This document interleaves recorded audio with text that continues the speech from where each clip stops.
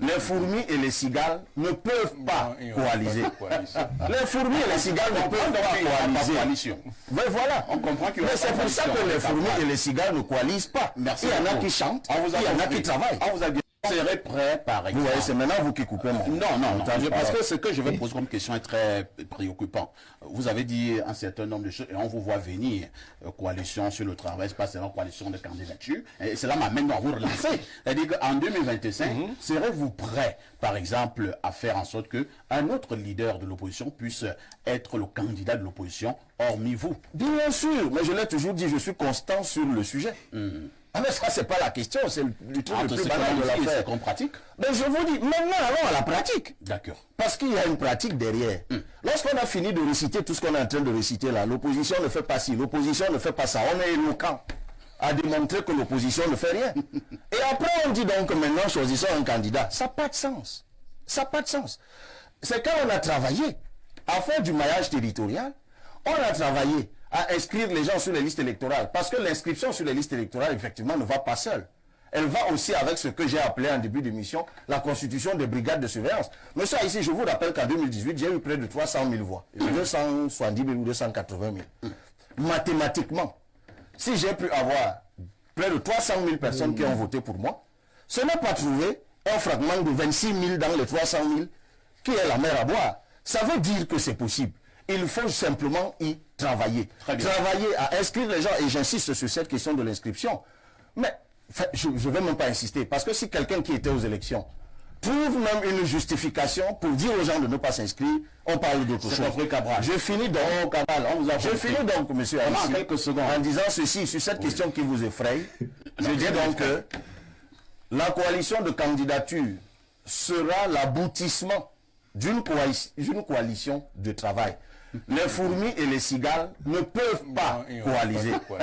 Les fourmis et les cigales ne peuvent pas coaliser. Mais voilà. On comprend que c'est pour ça que les fourmis et les cigales ne coalisent pas. Merci. Il y en a qui chantent. Bonjour les enfants, c'est papa. Bienvenue dans le deuxième podcast de la journée. Les enfants, bienvenue à la clinique. Là, vous avez écouté le président du PCRN, candidat à l'élection présidentielle en 2025. Et je suis content. Pour une fois, je suis d'accord avec lui. Pour une fois, je suis totalement d'accord avec lui. Peut-être pas sur la forme, mais sur le fond. Le piège de la coalition ne doit plus être présenté au peuple. Le peuple est suffisamment conscient de sa souffrance. Le peuple n'a pas besoin que les politiciens coalisent pour que lui, il décide de son destin. C'est-à-dire que si le peuple se met dans la logique de vouloir faire du chantage aux politiciens pour l'empêcher, lui, le peuple, de prendre sa propre responsabilité, ce sera de la lâcheté. Oui, je suis d'accord avec Cabral Libi. La coalition est une chimère, un piège à con.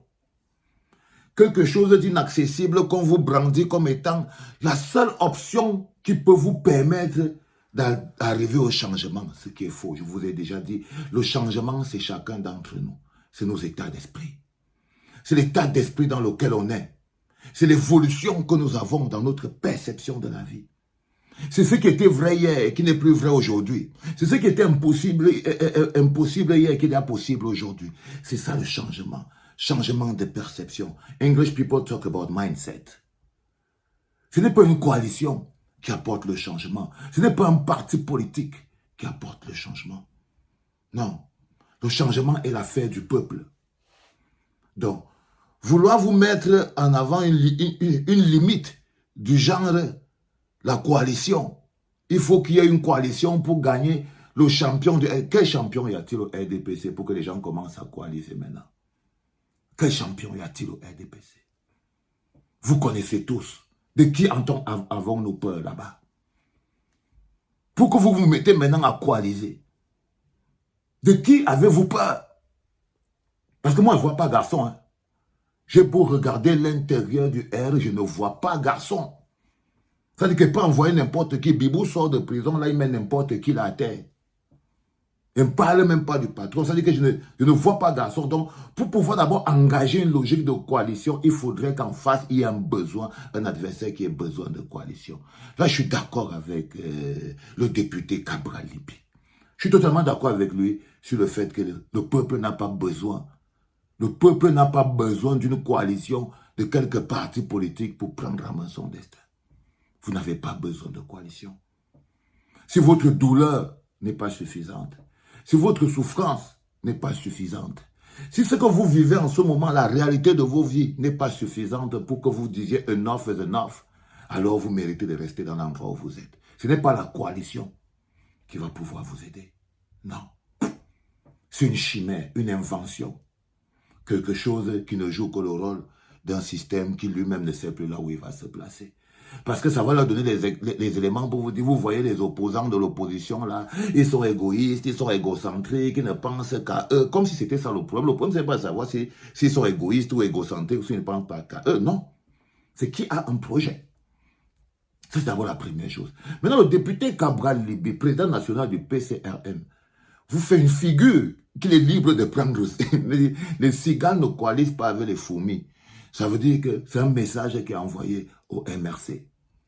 Que nous, on a fini de travailler pour avoir nos députés. Je traduis pour que ce soit clair, parce que à chaque fois que vous êtes face à une montagne, vous devez bien voir quels sont les positionnements de tout un chacun.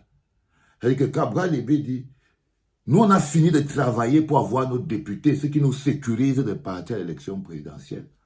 Que Camto ne peut pas s'imaginer un seul instant qu'après notre travail, là, on va venir lui faire une coalition avec lui pour que lui devienne, donc, pour qu'il passe aucune chance.